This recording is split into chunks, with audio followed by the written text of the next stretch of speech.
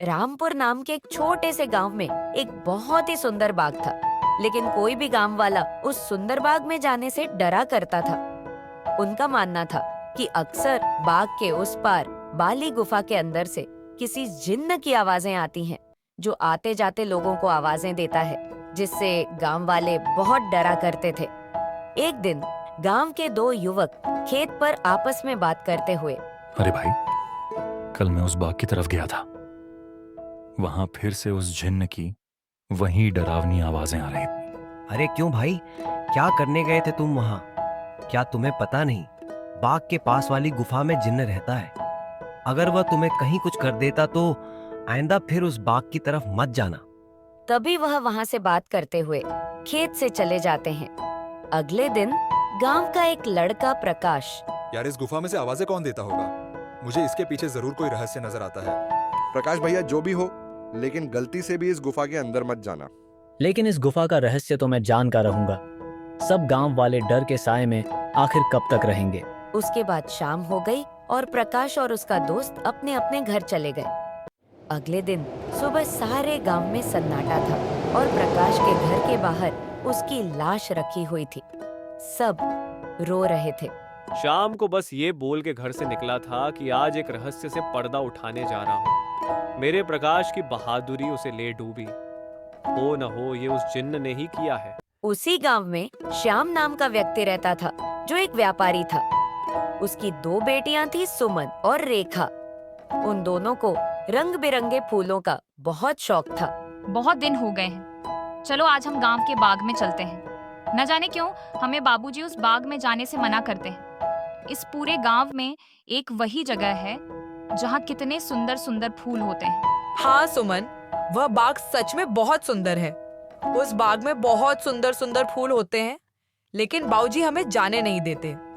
वह कहते हैं गांव के बाग के उस बाग एक गुफा है जो बहुत ही भयानक है। हमारा जाना वहाँ सही नहीं होगा। अरे वैसे भी गांव वालों ने असली जिन्न को देखा नहीं, पर उसकी आवाज ही सुनी है। अगर सच में वहाँ कोई जिन्न होता तो क्या गांव वालों के सामने नहीं आता? हाँ, बोल तो सही रही हो। मुझे भी लगता है कि वहाँ कुछ नहीं है। चलो ठीक है, हम दोनों कल ही बाग में जाएंगे, और हो सके तो क्या पता प्रकाश भाई की मौत का रहस्य भी पता चल जाए। लेकिन बाबूजी हमें नहीं जाने देंगे। कल बाबूजी सुबह किसी काम से शहर जाएंगे, उनके जाते ही हम दोनों बाग में जाएंगे। इसके बाद दोनों अपने कमरे में जाकर सो जाती हैं। अगली सुबह, देखो मेरी प्यारी बेटी, मैं किसी काम से शहर जा रहा हूँ। तुम दोनों अपना ख्याल रखना और उस बाग में फूल तोड़ने मत जाना। वो जगह अच्छी नहीं है। हम दोनों बहनें उस बाग में नहीं जाएंगी। इसके बाद श्याम वहाँ से चला जाता है।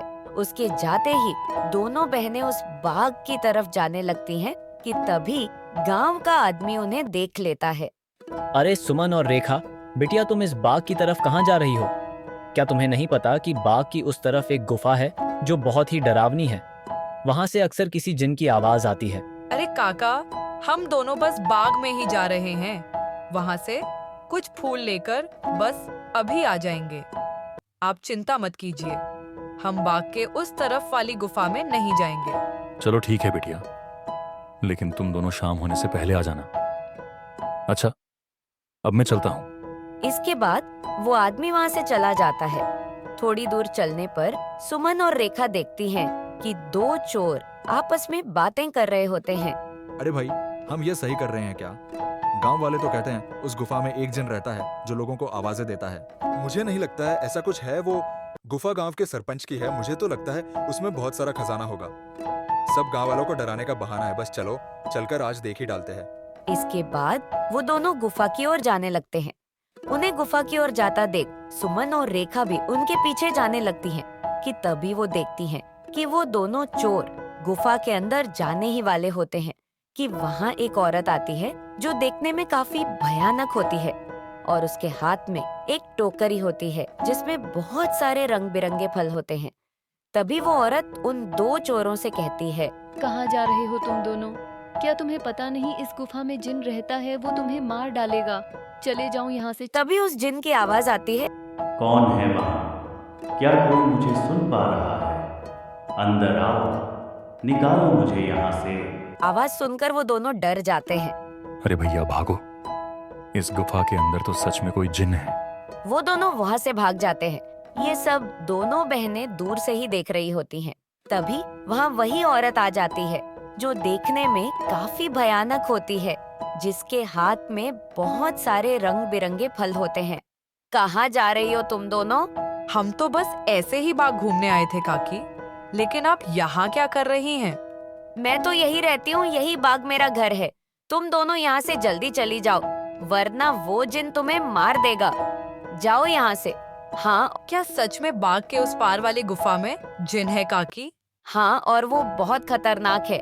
मैं आगे नहीं जाऊंगी, मुझे लगता है वो औरत सही कह रही है। ठीक है, तुम मेरा यही इंतजार करना, मैं सच जानना चाहती हूँ, क्या वाकई वो आवाज जिन की है या नहीं। इसलिए मैं तो गुफा के अंदर जा रही हूँ, तुम यहाँ से कहीं मत जाना। इसके बाद सुमन गुफा की ओर जाने लगती है और गुफा से आवाज आती है। कोई है यहाँ? मुझे यहाँ से बाहर निकालो।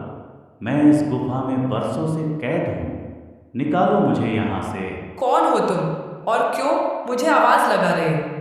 क्या तुम वही जिन हो जिसके बारे में गांव वाले बातें करते हैं? क्या सच में तुम यहाँ इस गुफा में हो? हाँ, मैं जिन हूँ। मैं कई सालों से इसी गुफा में कैद हूँ। मेरी सहायता करो लड़की, मेरी बात मानो। मैं तुम्हें कोई नुकसान नहीं करूँगा। तुम मुझे इस गुफा से आज़ाद कर सकती हो। इसके बाद मैं यहाँ से हमेशा के लिए चला जाऊँगा। मेरी सहायता करो। क्या सच में हमेशा के लिए तुम यहाँ से चले जाओगे? मैं तुम्हारी सहायता जरूर करूंगी। मुझे क्या करना होगा जिन? बताओ मुझे, मैं जरूर करूंगी। तभी गुफा के दरवाजे खुलते हैं और सुमन उस गुफा के अंदर चली जाती है। जैसे ही वो अंदर जाती है, आओ लड़की, तुम्हारा जिन की इस गुफा में स्वागत है। मैं कई सालों से गुफा के बाहर आते जाते लोगों को आवाज लगाता हूँ। सब गांव वाले डरकर भाग जाते हैं। कोई भी गांव वाला इस गुफा में आने की हिम्मत नहीं कर पाता। लेकिन तुम बहुत ही बहादुर लड़की हो जो इस गुफा में अकेले चली आई हो। क्या तुम जिन हो? लेकिन तुम मुझे दिखाई क्यों नहीं दे रहे? तुम मुझे ये बताओ कि तुम इस गुफा में कैद क्यों हो? क्या तुम्हारे आजाद होने का मार्ग है? मार्ग है लड़की, और तुम उस मार्ग तक पहुंच सकती हो, लेकिन इसके लिए तुम्हें इस गुफा के तहखाने में आना होगा। वही मैं तुम्हें मुक्ति का रास्ता बता पाऊंगा। इसके बाद सुमन तहखाने के अंदर जाती है। जैसे ही सुमन तहखाने के अंदर जाती है तो उसे एक आग जलती हुई दिखाई देती है। वो जैसे ही उस आग के पास जाती है, बहादुर लड़की, मैं तुम्हारा ही इंतजार कर रहा हूँ। मैं जानता हूँ कि तुम ही मुझे इस गुफा से मुक्ति दिला सकती हो। तुम्हारा इस गुफा में स्वागत है लड़की। तुम बहुत ही बहादुर हो जो इस गुफा में आई हो। मैं यहाँ कई सालों से बंधक हूँ। मेरे सामने आओ जिन, मैं तुम्हें देखना चाहती हूँ। तभी अचानक से जिन्न उसके सामने आता है, जो बहुत ही डरावना होता है। तुम डरो मत लड़की, मैं तुम्हें कुछ नहीं करूँगा। मैं जानता हूँ कि तुम मेरी मदद करने आई हो, लेकिन मेरी मदद करना इतना भी आसान नहीं है। तुम एक बार और सोच सकती हो, क्या तुम वाकई मेरी मदद करना चाहती हो? लेकिन मैं तुम्हारी मदद कैसे करूं? और तुम यहाँ कैद कैसे हुए? बताता हूँ। बहुत साल पहले इस गुफा में एक औरत रहती थी।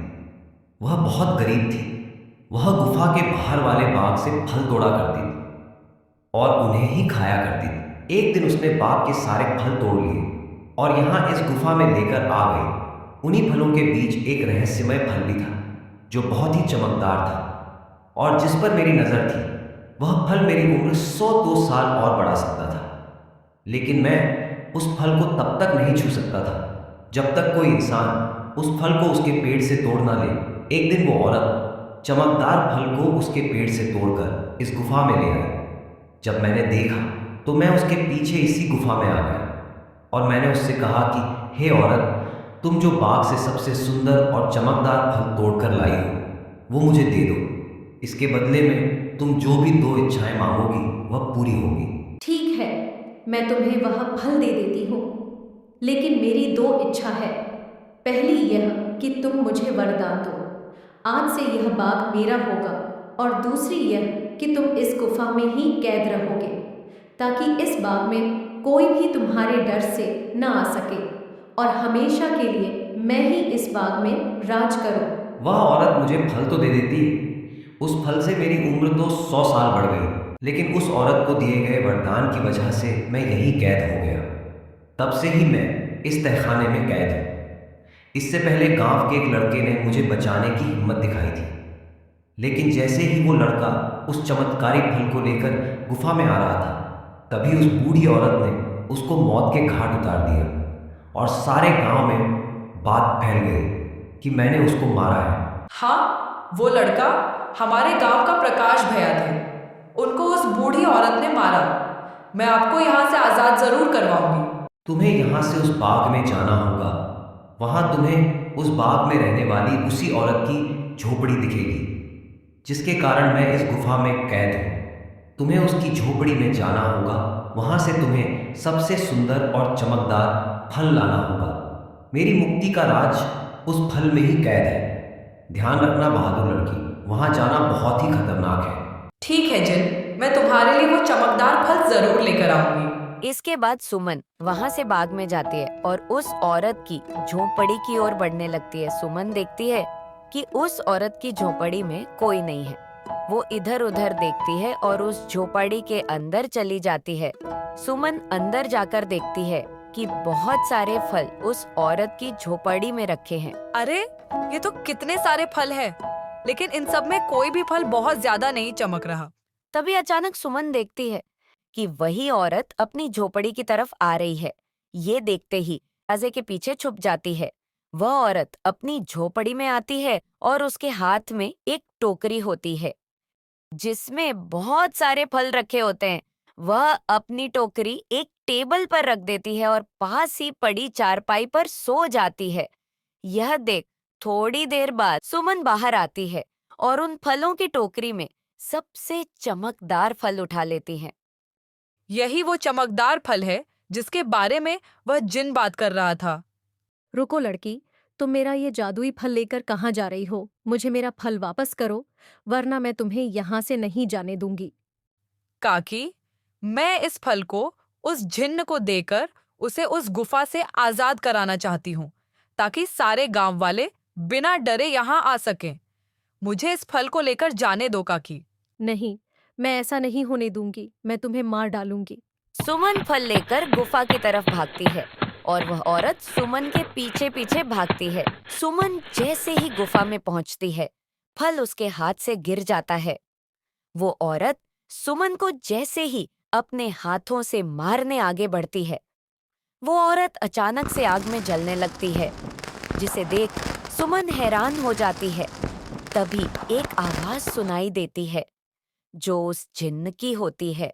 डरो मत बहादुर लड़की, इस लालची औरत को इसके किए की सजा मिल चुकी है। तभी चमकदार फल गिरते ही वह 4 चाबियों में बदल जाता है और उन्हीं में से एक चाबी से ही जिन को आजाद कराया जा सकता था।